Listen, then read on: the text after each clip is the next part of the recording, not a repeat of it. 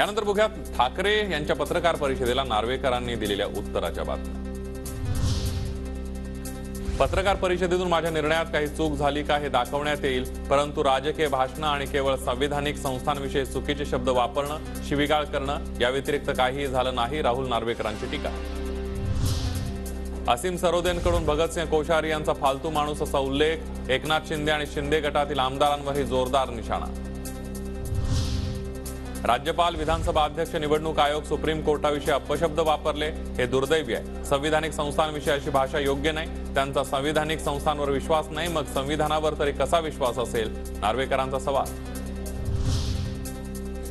असीम सरोदेंचं म्हणणं ऐकल्यावर लोक म्हणत असतील नार्वेकर चले जाओ, जेव्हा ते खुर्चीवर नसतील तेव्हा त्यांना रस्त्यावर चालणं मुश्किल होईल, संजय राऊतांचा इशारा। माझा निर्णय सुप्रीम कोर्टाच्या गाईडलाईननुसारच, कोर्टाने सांगितल्याप्रमाणे राजकीय पक्ष ठरवला। ठाकरेंच्या पत्रकार परिषदेनंतर राहुल नार्वेकरांचं स्पष्टीकरण। बाळासाहेब ठाकरेंची शिवसेना आग आणि तुम्ही आगीशी खेळलात, संजय राऊतांचा इशारा। तर नार्वेकरांनी राज्याच्या परंपरेला कलंक लावला, नार्वेकरांवर राऊत यांचा जोरदार हल्लाबोल। उद्धव ठाकरे यांची 2018 मध्ये पक्षप्रमुख म्हणून केलेली निवड आणि ती घटना निवडणूक आयोगाकडे जमा केलेली नाही, ते साफ खोटं सांगतायत, राहुल नार्वेकरांचा ठाकरे गटावर आरोप। ठाकरे गटाच्या आमदारांना अपात्र न करण्याचा माझा निर्णय योग्यच, ठाकरे गटाच्या आमदारांपर्यंत गोगावलेंचा व्हीप योग्यरित्या पोहोचला नव्हता, म्हणून त्यांना अपात्र केलं नाही, नार्वेकरांकडून स्पष्ट।